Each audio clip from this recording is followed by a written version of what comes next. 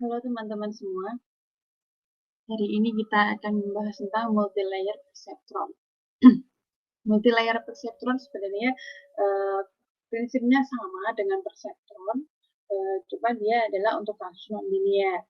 Mungkin teman-teman masih ingat bahwa kalau perceptron hanya dapat menangani masalah atau problem yang linearly separable atau yang dapat terpisah secara linear. Untuk yang tidak bisa dipisahkan secara linear, kita gunakan multi-layer seperti itu. Nah, kemudian seperti yang dibahas juga di pertemuan sebelumnya di teori ya, bahwa untuk update errornya, bukan update error, update bobotnya dilakukan apa? Back propagation, propagasi balik untuk apa? Mengupdate bobot seperti itu. Nah, kemudian pada praktikum ini kita akan menggunakan library di scikit-learn, ada di link ini, kita bisa lihat. Nah, kita akan menggunakan neural network model supervised multilayer perceptron, seperti itu. Nah, nanti kita akan mencoba untuk klasifikasi dan regresi.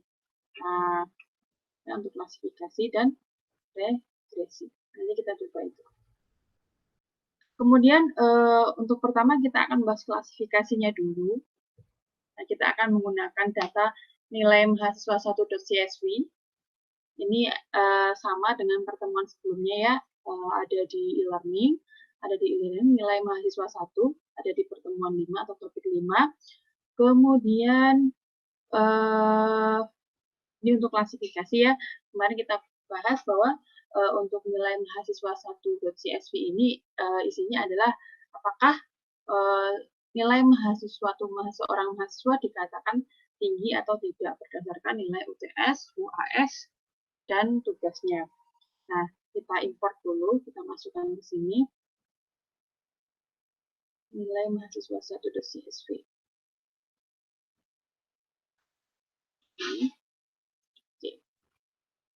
Nah, kita akan ambil nilai mahasiswa 1.csv, kita read CSV.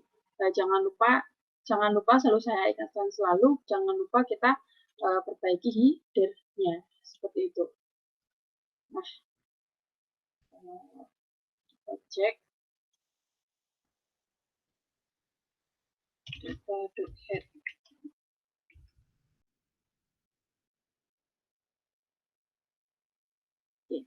Sudah ya, ada oke.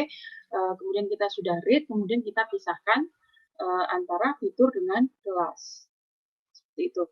Ini sudah kita simpan ke dalam X untuk fiturnya, nilai fiturnya, kemudian untuk nilai kelasnya sudah kita simpan ke dalam suatu Z.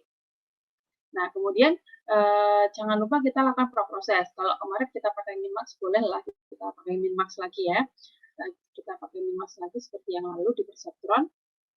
Nah, kemudian kita akan split atau pisahkan data latih dan data uji. Nah, untuk teknik splitnya sebenarnya tidak seperti ini. Kita akan bahas di pertemuan mendatang untuk pembagian data untuk pertemuan berikutnya. Beberapa minggu.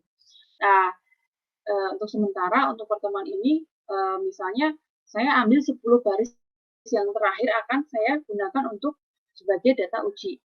Nah, selain itu, dari nomor awal sampai sebelum 10 terakhir, saya akan gunakan sebagai data training. Seperti itu. Nah, ini di sini saya gunakan data training. Ini adalah X yang sudah di minmax ya, rescaled X. Itu sampai sebelum 10 terakhir. Seperti itu, dengan begitu juga dengan Y-nya. Kemudian ini adalah data yang akan kita gunakan untuk uji. Nah, untuk library yang kita gunakan adalah MLP classifier, karena kita mau mengklasifikasi nilai mahasiswa yang tadi. Kelasnya adalah 0, 1. Seperti itu. Nah, kemudian kita akan menggunakan fungsi aktivasinya sigmoid. Kalau di sini tulisnya adalah logistik.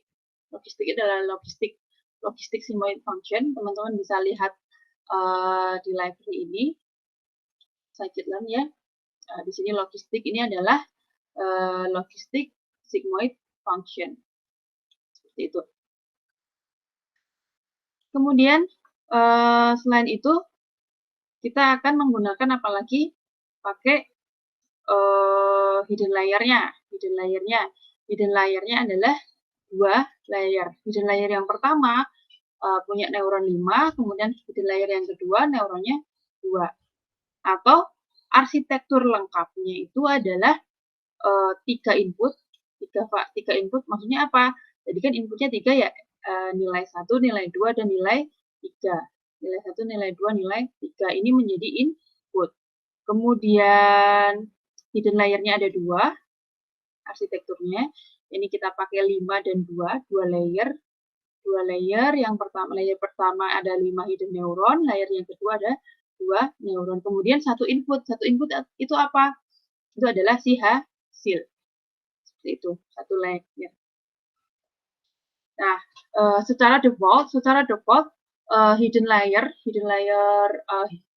di scikit-learn ini adalah defaultnya hidden layer size-nya adalah 100. Seperti itu. Ini hidden neuronnya, hidden neuronnya ada 100 neuron, satu layer 100 neuron. Kemudian misalnya kita mau hidden layer-nya beda, jangan 2 misalnya, pengen 1 saja. Seperti itu. Berarti kita misalnya 1 layer saja hidden layer-nya, tapi hidden neuronnya ada 10 misalnya. Berarti arsitektur kita adalah 3 input, 10 neuron untuk hidden layer-nya cuma 1 ya. Kemudian 1 output. Maka nanti hidden layer size-nya adalah 10. Seperti itu. Nah, di sini kita pakai hidden layer size-nya adalah 5 sama 2. Berarti ada 2 layer. Seperti itu. Nah, kemudian maksimum iterasinya adalah 1000. Nah, kemudian kita buat objeknya namanya CLF, classifier ya. Kemudian kita fitkan atau kita training dengan data latih.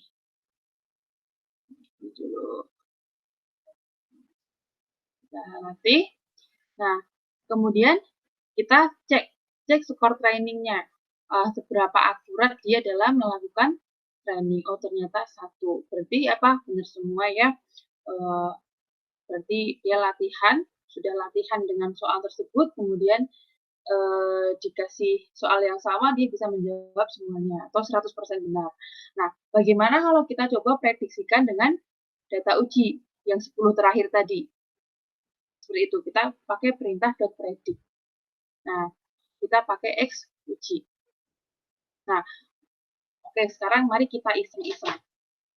Apa namanya, hasilnya ini berapa sih gitu. Misalnya, harapannya kita adalah Y-nya adalah 1 ini 10 terakhir. Ini harapan kita, Y uji. Nah, kita lihat bandingan dengan prediksi. Nah, misalnya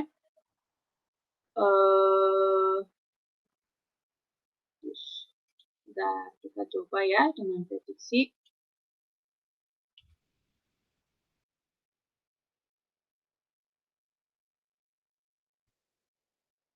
Nah, 1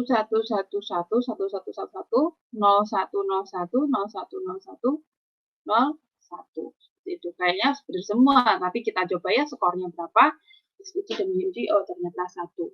Berarti ini benar bahwa dia ujiannya benar semua, ada 10 soal, seperti itu. Nah, kemudian berikutnya kita akan membahas tentang prediksi.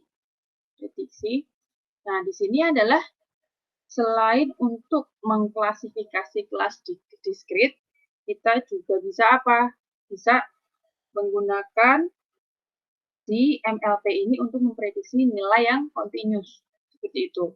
Yang bentuknya seperti regresi gitu ya.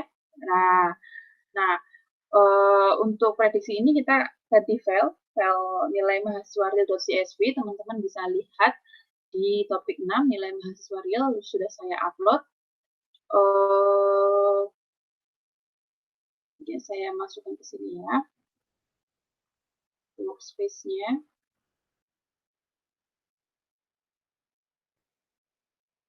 Oke. Nah, oke. Nah, tekniknya sebenarnya sama seperti klasifikasi, pada prinsipnya sama.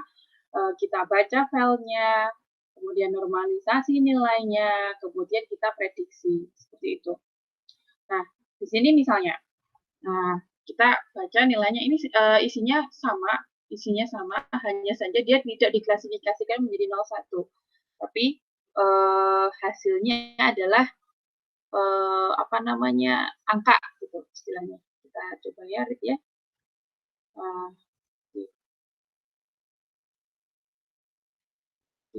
Kemudian kalau iseng-iseng pengen tahu isinya apa, bisa data.head. Nah, nih. Jadi hasilnya adalah hasil nilai akhir seperti itu. Bukan 0101, tapi memang nilainya dia berapa sih? Ini yang dikatakan 1 ternyata 85, 88, 82 dan seterusnya. Ini ternyata nilainya 1. 63-nya adalah nilainya 0. Tadi yang diklasifikasi ya, nilai mahasiswa 1.csv. Nah, kemudian kita pisahkan data latih sama data uji dengan cara yang sama seperti di klasifikasi. Kita gunakan 10 data terakhir untuk apa namanya, uji seperti itu. Nah, kemudian berikutnya kita buat sama seperti di apa namanya, kita gunakan MLP tapi yang regresor seperti itu, yang regresor, karena kita akan memprediksi numerik. Nah, kita akan gunakan prediksi numerik. Nah, di sini kita gunakan MLP regresor. Nah, kemudian hidden layer-nya sama, kemudian aktivasinya sama ya, sigmoid logistic sigmoid function.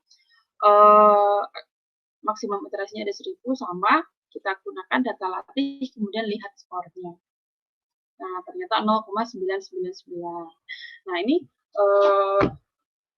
lumayan ya, ini sebenarnya lumayan mendekati. Seperti yang kita ketahui, ini bukanlah 01 tapi angka atau numerik. Berarti dia harus mendekati sedekat mungkin dengan angka tersebut, seperti itu. Nah, misalnya kita coba prediksi. Kita lihat hasil prediksinya seperti apa. Ternyata 10 yang terakhir itu adalah angkanya seperti ini. Ini hasil prediksi oleh si multilayer perceptron. Sebenarnya yang kita harapkan nilainya berapa sih? Nah, kita bisa lihat di sini. Nah, ya kan 85,90, 85,89, ini 86,54, 86,53 dan seterusnya.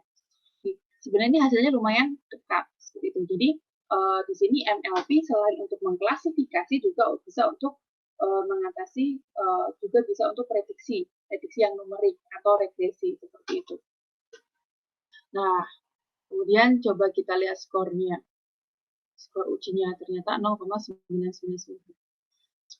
Ini sudah lumayan oke. Oke.